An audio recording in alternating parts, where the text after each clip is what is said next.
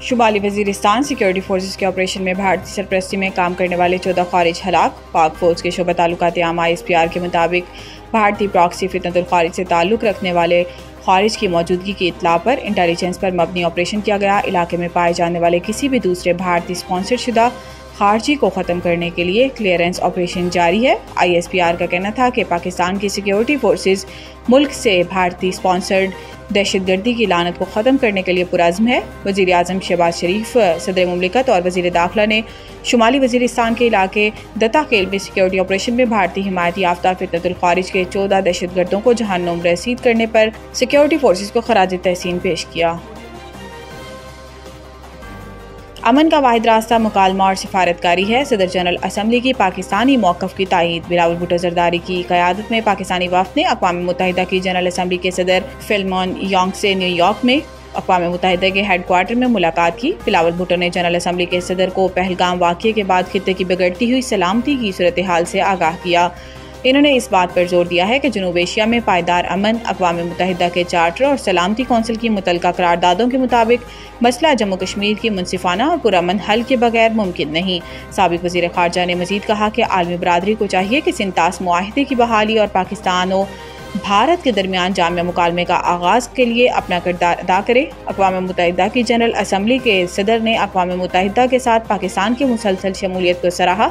انہوں نے زور دیا ہے کہ امن کا واحد راستہ مکالمہ اور سفارتکاری ہے۔ انہوں نے اقوام متحدہ کے چارٹر اور بین الاقوامی قانون کی پاسداری کی ضرورت پر زور دیا ہے۔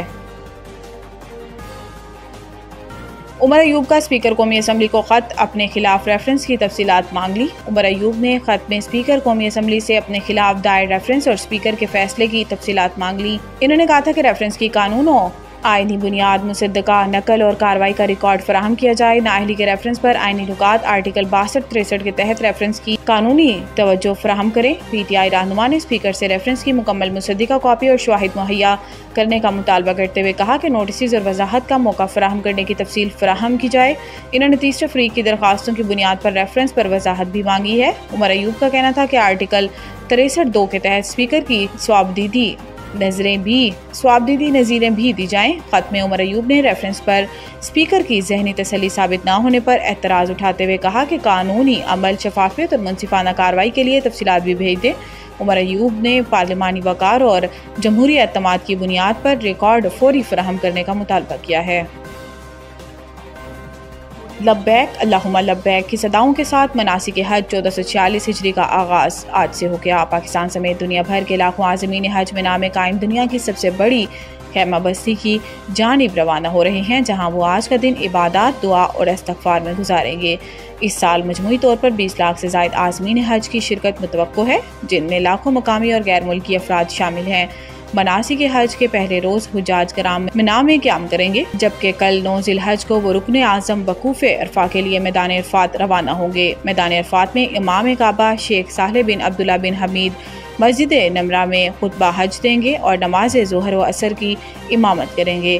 مقامات مقدسہ منا، مزدلفہ اور عرفات میں حجاج کرام کی صحت و سلامتی کو یقینی بنانے کے لیے فیلڈ ہاسپٹل، ڈسپنسری اور عارضی کلینکس قائم کیے گئے ہیں۔